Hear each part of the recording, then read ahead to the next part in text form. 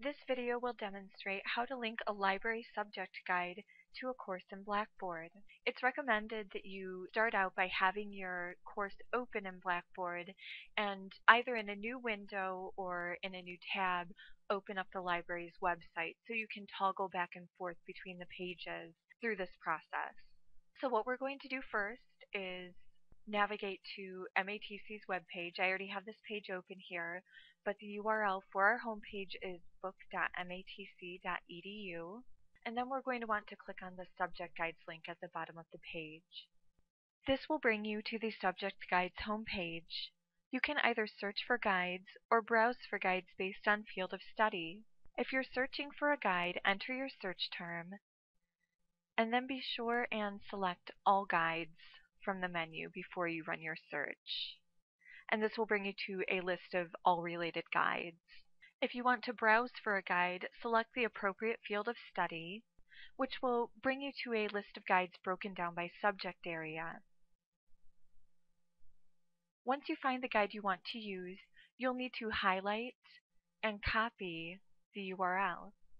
At this point, you'll need to toggle back to your Blackboard course where you can now add the link. You can either add this link to an existing content area or create a new content area that links directly to the guide.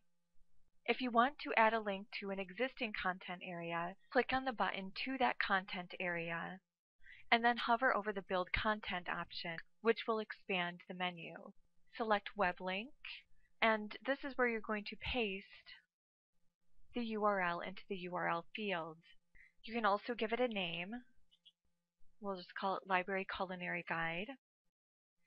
And if you'd like to, you can give it a description, but once you submit it, it's going to add a link to this content area that students will be able to click on and access this particular guide. Now, if you want to add a button that directly links to this guide, you're going to hover over the plus symbol and select Web Link. And again, you're going to give the web link a name. I'm just going to call this Library Course Guide. And you're going to paste the URL into the URL field. And you want to make sure and click the box that's going to make it available to users. And when you click Submit, a button to the Library Course Guide is going to show up on your list of buttons. But one final step you're going to want to take is to expand the options menu next to the button and select the Set Link to Open a New Window option. That's going to ensure that when students click on this button, the link will open in a new window rather than embedding an entire subject guide within your course, which can cause a whole number of problems. So now when you click on the Library Course Guide button, the guide will pop up in a new window.